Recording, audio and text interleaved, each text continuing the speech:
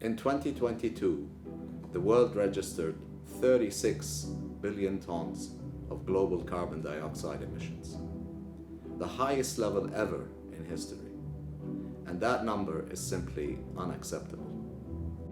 Without doubt, climate change is the defining challenge of our time, and if we are to have any meaningful impact, we need to raise our ambition and decarbonize the world's most polluting sectors.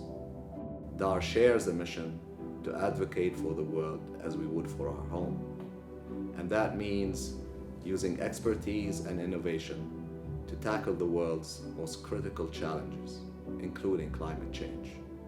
And within that mission, we've set our sights on creating sustainable solutions for one of the world's greatest climate culprits, our built environment.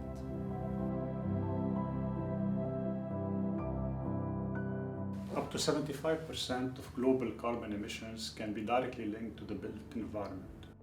The world is undergoing the largest wave of urban growth in human history, with 5 billion people projected to live in cities and towns by 2030.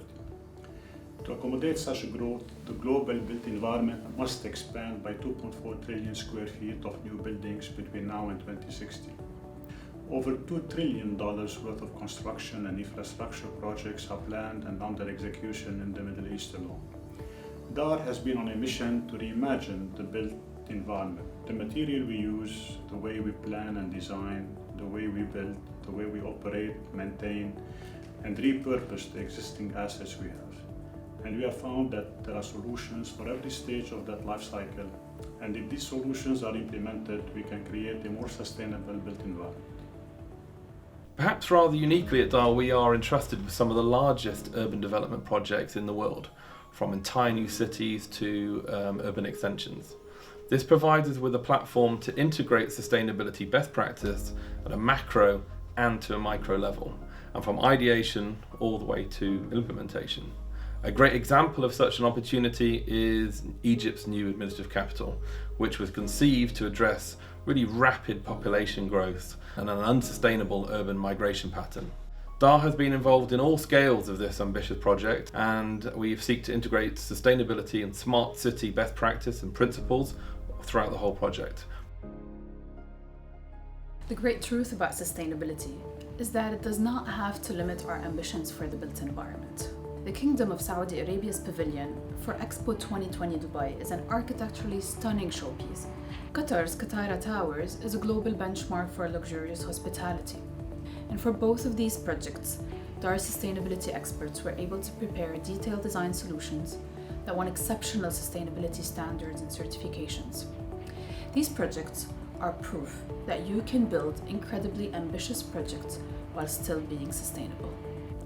Incorporating sustainability practices into the design and construction phase is of utmost importance, but is also essential to recognize that around 80% of the building's emissions occur during the operation and maintenance phase.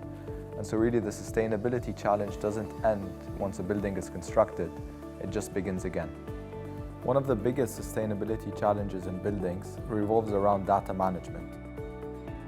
And so we've developed Para, which is a building portfolio diagnostics platform that utilizes advanced analytics and machine learning to really synthesize that data into insights that operators can then use to create a complete picture of what your emissions look like.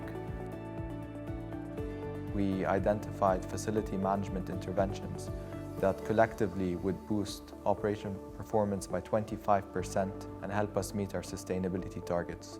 Para is now a key element of Dar's strategy to reach net zero operations by 2030, and our team is working with clients and partners across the world, using Para to optimize operation and maintenance processes as we seek to reimagine the built environment in a world of net zero.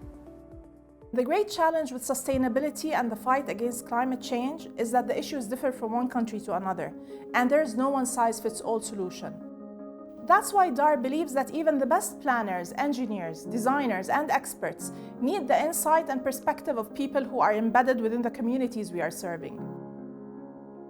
As Dar's frontline staff, we are using our deep-rooted presence in the local communities as well as our familiarity with governmental and non-governmental stakeholders in each country to make sure that our design team do understand the challenges and the opportunities in each local context, and to ensure that solutions we are providing are actually best suited for the people they are supporting. We live in one of the most transformational times in human history.